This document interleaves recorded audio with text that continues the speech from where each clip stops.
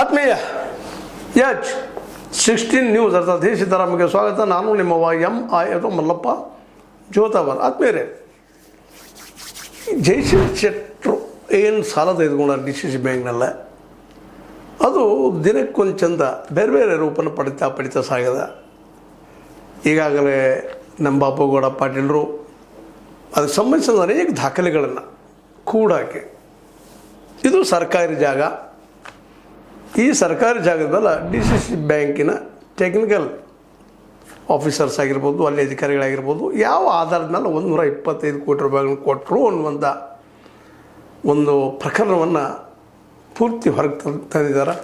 ಅದಕ್ಕೆ ಬೆನ್ನು ಹತ್ತಿರುವಂಥ ನಿಮಗೆ ಗೊತ್ತದ ನಮ್ಮ PIL, ಅದರಲ್ಲೂ ಮುಖ್ಯವಾಗಿ ಇನ್ಫಾರ್ಮೇಷನ್ ಆ್ಯಕ್ಟ್ ಅಡಿಯಲ್ಲಿ ಸಾಕಷ್ಟು ಕೆಲಸ ಮಾಡುತ್ತಿರುವಂಥ ನಮ್ಮ ಮೂಡಲಗಿಯ ಭೀಮಪ್ಪ ಗಡಾದವರು ಸಹ ಈ ಒಂದು ವಿಷಯ ತೆಗೆದುಕೊಂಡು ಇನ್ನಷ್ಟು ದಾಖಲೆಗಳನ್ನು ಸಂಗ್ರಹಿಸಿ ಲೋಕಾಯುಕ್ತಕ್ಕೆ ಕೊಟ್ಟಿದ್ದಾರೆ. ಅದನ್ನು ತನಿಖೆ ಮಾಡಿರಿ, ಏನು ನಡೀತಾ ಇದೆ ಇಲ್ಲೆಲ್ಲ ಅಂತೇಳಿ.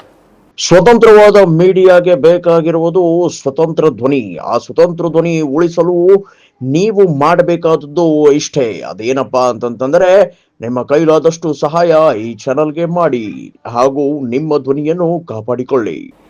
ಯಾರ್ದೋ ಜಾಗ ಯಾರೋ ಸಾಲ ತೆಗೆದುಕೊಳ್ತಾರ, ಅದೇ ಜಾಗದಲ್ಲೇ ದೊಡ್ಡ ಬಾರ್ ಆಗ್ತದೆ, ಮತ್ತೇನೋ ಆಗ್ತದೆ. ಇದೆಲ್ಲ ಏನು ನಡೆದದು ಅಂತೇಳಿ ಈ ಬೆಳಗಾವಿ ಲೋಕಾಯುಕ್ತರ ಮೂಲಕ, ಉಪಲೋಕಾಯುಕ್ತರ ಮೂಲಕ ಬೆಂಗಳೂರಿಗೆ ಅದನ್ನು ಸಲ್ಲಿಸಿದ್ದಾರೆ.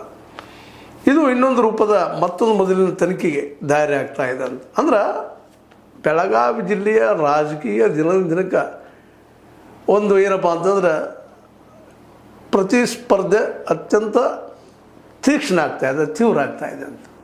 ಇದರ ಸಂದರ್ಭದಲ್ಲೇ ನೀವು ಕೇಳಿರ್ಬೋದು, ನೋಡಿರ್ಬೋದು. ಈಗಾಗಲೇ ಬಾಲಚಂದ್ರ ಜಾರಕಿಹೊಳಿ ಅವರು ಸಹಿತ ರಾಮದುರ್ಗಕ್ಕೆ ಹೋಗಿ ನಾವು ಬರ್ತಾ ಇದ್ದೇವಪ್ಪ ಇಲ್ಲೇ ಅನ್ನುವಂಥ ಮಾತಾಡೋ ಜೊತೆಗೆ, ನಾವು ಈ ಕತ್ತಿ ಮತ್ತು ಸೌದಿಯವರ ಬಣದ ವಿರುದ್ಧ ನಾವು ನಿರಂತರವಾಗಿ ಹೋರಾಟ ಮಾಡ್ತಾ ಇರ್ತೀವಿ ಅನ್ನೋ ಜೊತೆಗೆ, ನಾನು 96ರಿಂದ ಹೋರಾಟ ಮಾಡಿ ಬಂದಿದ್ದೀನಿ ಇಲ್ಲೇ ಈ DCC ಬ್ಯಾಂಕಿಗೆ. ಅದನ್ನು ಬಿಡು ಮಾತಿಲ್ಲ. ಯಾಕಂದ್ರೆ ಸತೀಶ್ ಜಾರಕಿಹೊಳಿ ಅವರು, ನಾವು ಎಲ್ಲರೂ ಕುಡ್ಕೊಂಡು, ಜೊತೆ ಜೊಲ್ಲೆ ಅವರು ಕುಡ್ಕೊಂಡು ನಾವು ಇದನ್ನು ಇವತ್ತು ಅಧಿಕಾರ ತೆಗೆದುಕೊಂಡಿದ್ದೀವಿ. ಅದನ್ನು ಬಿಡು ಮಾತು ಇಲ್ಲ. ನಾವು 5 ವರ್ಷ ಅಂತ ಇದ್ದೇ ಇರ್ತಿದ್ವು ಜೊತೆಗೆ ಅನ್ನುವಂಥದ್ದು. ಭಾಳ ಮಂದಿ ಟೀಕಾನು ಮಾಡಿದ್ದಾರೆ ಆ ವಿಷಯದಲ್ಲೇ. ಸಹಜ ಅವ್ರಿಗೆ ನೋವಾಗಿರ್ಬೋದು ಬಾಲಚಂದ್ರ ಜಾರಕಿಹೊಳಿ ಅವರಿಗೆ, ಸಹಜದ ನೀವ್ಯಾರು ಅಂತೇಳಿ ಆ ಗೆಲ್ಲಿಸೋ ಸಂದರ್ಭದಲ್ಲಿ ನಾವು ಇರಲಿಲ್ಲವ ಅನ್ನುವಂಥ ಮಾತನ್ನು ಕೇಳೋ ಜೊತೆಗೆ, ನಾವು ಇವ್ರನ್ನೆಲ್ಲ ಆರಿಸಿ ತಂದವರು ಅನ್ನುವಂಥ ಮೆಸೇಜ್ ಕೊಡೋ ಜೊತೆಗೆ ಇನ್ನಷ್ಟು ಡಿಗ್ಗಳಿತ್ತು ಸಾಕಷ್ಟು ಬರ್ತಾಯಿತ್ತು, ನಿಮಗೆ ಗೊತ್ತಿಲ್ಲ. ಅದರಲ್ಲೂ ಮುಖ್ಯವಾಗಿ ಅವರು ಘಟಪ್ರಭಾ ಶುಗರ್ ಫ್ಯಾಕ್ಟ್ರಿ 33 ಕೋಟಿ ರೂಪಾಯಿದ ಬಗ್ಗೆ ಇತ್ತೀಚೆಗೆ ಬಹಳಷ್ಟು ಚರ್ಚೆ ಆಗ್ತಾಯಿತ್ತು. ಹೀಗಾಗಿ ಬಾಲಚಂದ್ರ ಜಾರಕಿಹೊಳಿ ಅವರು ಸಹಿತ ಅದಕ್ಕೂ ಸಹಿತ ಉತ್ತರ ಕೊಡುವಂಥ ಪ್ರಯತ್ನ ಮಾಡಿದ್ರು. ಇಲ್ಲ, ನಾವು ಅದನ್ನು ಬಗೆಹರಿಸ್ಬೇಕಂತ ಇದ್ದೀವಿ. ಇಲ್ಲ, ನೀವು ಅದು ಮಾರ್ಕೊಂಡು ಬಿಡ್ರಿ, ಡೆಲಾವ್ ಮಾಡಿಬಿಡ್ರಿ, ಅದನ್ನು 33 ಕೋಟಿ ರೂಪಾಯಿಗಳಿಗೆ ಬಡ್ಡಿಗೆ ಅಸಲಿಗೆ ಅನ್ನುವಂಥ ಮಾತಾಡೋ ಮೂಲಕ ಕೈ ಎತ್ತಿಬಿಟ್ಟಿದ್ದಾರೆ ಈ ಒಂದು ಘಟಪ್ರಭಾ ಶುಗರ್ ಫ್ಯಾಕ್ಟ್ರಿ ಸಲುವಾಗಿ. ಅದಕ್ಕೆ ಆ ಸಾಲಿಗೆ ಕಾರಣ ಯಾರು, ಏನು, ಅದು ಹಿಂದಿನ ಸಾಲಿಗೆ ಯಾರು, ಏನು ಕಾರಣ, ಅದೆಲ್ಲ ಬೇರೆ ವಿಷಯ. ಆದ್ರೆ ಕೈ ಎತ್ತುವ ಮೂಲಕ ನಮಗೆ ಮುಗಿದು ಹೋಗ್ಯದಪ್ಪ, ಆಗಲಿಕ್ಕಿಲ್ಲ ಅನ್ನೋ ಮಾತಾಡೋ ಮೂಲಕ ಇದನ್ನು ಸಮಾಪ್ತಿ ಮಾಡಬೇಕು ಈ ವಿವಾದವನ್ನು. ಜೊತೆಗೆ DCC ಬ್ಯಾಂಕ್ ಒಂದೇ ದಿನದಲ್ಲೆಲ್ಲ ನಾವು ಯಾರಿಗೂ ಮೋಸ ಮಾಡಿಲ್ಲ, ಆಯ್ಕೆಯಾಗಿ ಬಂದಿದ್ದೀವಿ, ಜನಪ್ರತಿನಿಧಿ ಆರಿಸಿದ್ದಾರೆ ಅನ್ನೋಂಥ ಮೆಸೇಜ್ ಕೊಡೋ ಪ್ರಯತ್ನ ಮಾಡಿದ್ದಾರೆ. ಅದೇ ಕಾಲಕ್ಕೆ ತಮ್ಮ ವಿರೋಧಿಗಳಿಗೆ ಎಚ್ಚರಿಕೆ ನುಗ್ಗಿದ್ರು, ನಾವು ನಿಜವಾಗಿ ಹೋರಾಟ ಮಾಡಿ ಬಂದೀವಪ್ಪ, ಯಾರಿಗೇನು ಉಪಕಾರ ಇಲ್ಲ ನಮಗೆ ಅನ್ನುವಂಥ ಮಾತಾಡೋ ಜೊತೆಗೆ ನಮ್ಮ ಬಗ್ಗೆ ಅಪಪ್ರಚಾರ ಮಾಡ್ತಾ ಇದ್ದಾರೆ ನಮ್ಮ ಎದುರಾಳಿಗಳು.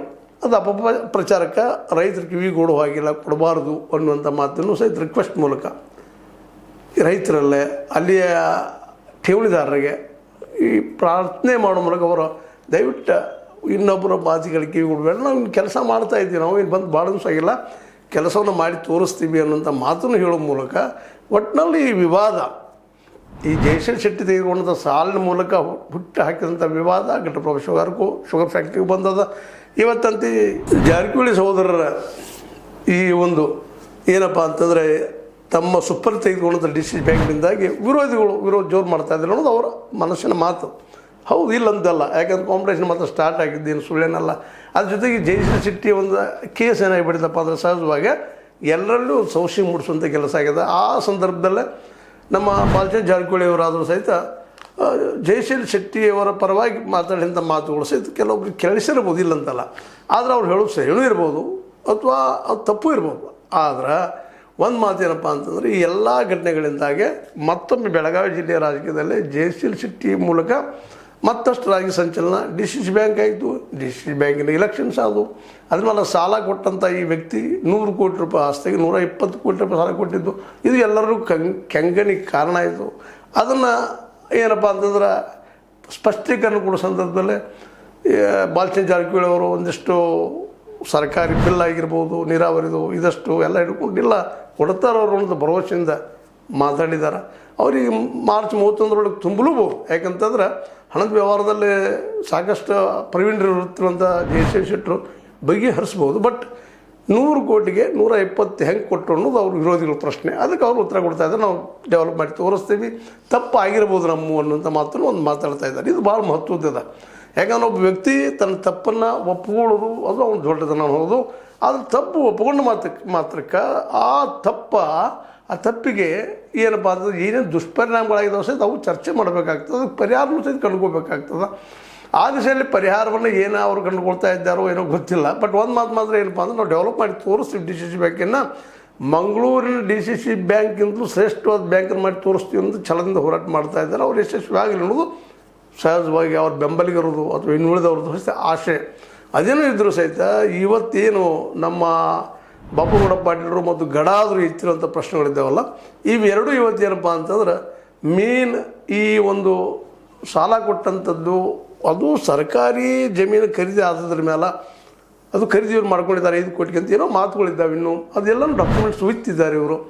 ಅದಕ್ಕೆ ಸರ್ಕಾರಿ ಜಮೀನು ಮೇಲೆ ಅದು 5 ಕೋಟಿ ರೂಪಾಯಿ ವ್ಯಾಲ್ಯೂಯೇಷನ್ ಬೇಡ, 5ಕ್ಕೆ 10 ಪಟ್ಟು ಮಾಡಿದ್ರೆ ಸದ್ಯ ಎಷ್ಟಾಯಿತು ಅಷ್ಟು ದುಡ್ಡಿನ ಕೊಡೋ ಬದಲಾಗಿ 120 ಕೋಟಿ ಹೆಂಗೆ ಕೊಟ್ಟರು ಅನ್ನೋಂಥ ಒಂದು ಚಿದಂಬರ ರಹಸ್ಯಕ್ಕೆ ಇವತ್ತು ಉತ್ತರವನ್ನು ಹುಡುಕುವಂಥ ಪ್ರಯತ್ನವನ್ನು ಇವರಿಬ್ಬರು ಮಾಡ್ತಾ ಇದ್ದಾರೆ. ಇದು ಅದೇ ಕಾಲಕ್ಕೆ ಹೋರಾಟಗಾರರು ಸಹಿತ ಇದೇ ಸಂದರ್ಭದಲ್ಲೇ ನಮ್ಮ ಶುಗರ್ ಫ್ಯಾಕ್ಟ್ರಿ ಕೋಆಪರೇಟಿವ್ ಒಳಗಿದ್ದು ಹಾಳಾಗಿ ಹೋಗ್ಯದ ಅದು ಅನ್ನುವಂಥ ಮಾತನ್ನು ಮಾತಾಡ್ತಾ ಇದ್ದಾರೆ. ಅಂದ್ರೆ ಅದ್ರ ತನಿಖೆನೂ ಆಗಲಿ, ಯಾಕಾಯಿತು ಏನಾಯಿತು ಅನ್ನೋಂಥ ಮಾತುಗಳಿಗೆ ಕೇಳ್ತಾ ಇದ್ದಾವೆ. ಒಟ್ಟಾರೆಯಾಗಿ ಈ ಒಂದು ನಮ್ಮ ಜಾರಕಿಹೊಳಿ ಸಹೋದರರಲ್ಲಿ ಇರ್ಬೋದು, ನಾವು ಒಳ್ಳೆಯದನ್ನು ಮಾಡಬೇಕಪ್ಪ ಜನಕ್ಕೆ ಅಂತೇಳಿ. ಬಟ್ ಒಂದು ಕ್ಲಾರಿಟಿ ಬೇಕಾಗ್ತದೆ, ಪ್ರಾಮಾಣಿಕ ಒಂದು ಪಾರದರ್ಶಕತೆ ಬೇಕಾಗ್ತದೆ. ಮೊದಲದ್ದು ಕನ್ನಡಪ್ರಭಾ ಶುಗರ್ ಫ್ಯಾಕ್ಟ್ರಿ ಯಾಕೆ ಹಾಳಾಯಿತು ಅಥವಾ ಯಾಕೆ ನಾಶ ಆಯಿತು ಅಥವಾ ಏನಾಯಿತು ಅದು ಹಾಳಾಗೋದು ಅದು ಸಾಲೋದು ಕಾರಣ, ಇದು ಉತ್ತರ ಹುಡುಕಬೇಕಾಗಿದೆ. ಅದು ತನಿಖಾ ಸಂಸ್ಥೆ ಆ ಕೆಲಸ ಮಾಡಬೇಕಾಗಿದೆ. ಅದ್ರ ಜೊತೆಗೆ ಇಲ್ಲೇ ನಮ್ಮ DCC ಬ್ಯಾಂಕ್ ಇದ್ದಂಥದ್ದು ಒಳ್ಳೆಯ ಪ್ರಬುದ್ಧ ಬ್ಯಾಂಕ್ ಇದ್ದಂಥದ್ದು 100 ಕೋಟಿ ಜಾಗಕ್ಕೆ, ಅದು 100 ಕೋಟಿ ಜಾಗ ವ್ಯಾಲ್ಯೂಯೇಷನ್ ಆಗುವಂಥದ್ದಲ್ಲ. ಜೊತೆಗೆ ಆ ಜಾಗ ಸರ್ಕಾರಿ ಜಾಗ, ಅದು ಪೊಲೀಸ್ ಇಲಾಖೆಗೆ ಸಂಬಂಧಿಸಿದ್ದು. ಗೋಳಿ ಏನು ಪ್ರಯೋಗ ಮಾಡುವಂಥದ್ದು ಕ್ಷೇತ್ರ ಮೈದಾನ, ಅದನ್ನು ಯಾರ್ದೋ ಜಮೀನನ್ನು ಎಲ್ಲೋ ಒತ್ತಿಟ್ಟ 100 ಕೋಟಿ ರೂಪಾಯಿ ಸಾಲ ತೊಗೊಳ್ತಾರೆ. ಅಂದ್ರೆ ಏನು ಅಂತ ಇಂಥ ಅನೇಕ ಘಟನೆಗಳಿಲ್ಲಿ ಆಗಿದಾವೆ ಅನ್ನೋದು ಕೆಲವಷ್ಟು ಜನರ ಆರೋಪಗಳು ಬರ್ತಾ ಇದ್ದಾವೆ. ಹೀಗಾಗಿ ಈ ಎಲ್ಲ ವಿವಾದಗಳ ಮಧ್ಯದಲ್ಲೇ ಈ ವಿವಾದಗಳಿಗೆ ಉತ್ತರ ಕೊಡುವಂಥ ಮತ್ತು ಇದನ್ನು ಉತ್ತರಗಳನ್ನು ಬಗೆಹರಿಸೋ ಜೊತೆಗೆ ಪರಿಹಾರವನ್ನು ಹುಡುಕುವಂಥ ಕೆಲಸವನ್ನು ಇವತ್ತು ನಮ್ಮ ಸಹೋದರರು ಜಾರಕಿಹೊಳಿ ಸಹೋದರರು ಜೊತೆಗೆ ಜಲ್ಡಿಯವರು ಕೊಡ್ಕೊಂಡು ಮಾಡಬೇಕಾಗಿದೆ. ಯಾಕಂದರೆ ಎದುರಾಳಿಗಳಂತೂ ಇವತ್ತು ಪೂರ್ಣ ಪ್ರಮಾಣದಲ್ಲಿ ಅವರು ಇದು ಏನಾಗ್ತದೆ ಆಗಲಪ್ಪ ಡೂ ಆರ್ ಡೈ ಅನ್ನೋ ಹಂತಕ್ಕೆ ಬಂದು ನಿಂತಿದ್ದಾರೆ. ಅವ್ರಿಗೂ ಇವತ್ತು ಏನಪ್ಪ ಅಂತ ನಮ್ಮ ರಾಜಕೀಯ ಅಸ್ತಿತ್ವದ ಪ್ರಶ್ನೆ ಇದೆ. ಯಾಕಂದರೆ ಇಲ್ಲಿವರೆಗೆ ಅವರು ಅನುಭವಿಸ್ತಾ ಬಂದಿದ್ದಾರೆ. ಅದರಿಂದ ಏನಾಗಿದೆ ಗೊತ್ತಿಲ್ಲ. ಇನ್ನು ನಮ್ಮ ಜಾರಕಿಹೊಳಿ ಸಹೋದರರು ಸಹಿತ ಅವ್ರ ಹಿಂದೆ ಮಾಡಿದಂಥ ಹಗರಣಗಳ ಸಹಿತ ಹುಡುಕಿ ತೆಗೆಯುವಂಥ ಸಾಧ್ಯತೆಗಳಿದ್ದಾವೆ. ಏನೂ ಇರಲಿ, ಇದರಿಂದಾಗಿ DCC ಬ್ಯಾಂಕ್ ಸ್ವಚ್ಛ ಆಗ್ಬೋದಾ ಅನ್ನುವಂಥ ಪ್ರಶ್ನೆಯೂ ಹೇಳ್ತಾ ಇದೆ ಅಂತ. ಯಾಕಂದ್ರೆ ಇವ್ರ ತಿಕ್ಕಾಟದಲ್ಲಿ ಅಲ್ಲಿ ನಡೆದ ಘಟನೆಗಳು ಹೊರಗೆ ಬರ್ತಾ ಹೋದಪ್ಪ ಅಂತಂದ್ರೆ ಅಟ್ಲೀಸ್ಟ್ ಅವು ಇನ್ನು ಮುಂದೆ ಆಗದಂಗೆ ಅವು ನಡೀಲಾರ್ದಂಥ ಒಂದು ದಿನಗಳು ಬರ್ಬೋದೇನೋ ಅನ್ನೋಂಥ ಆಶೆನೂ ಮಾಡಬೇಕಾಗಿದೆ.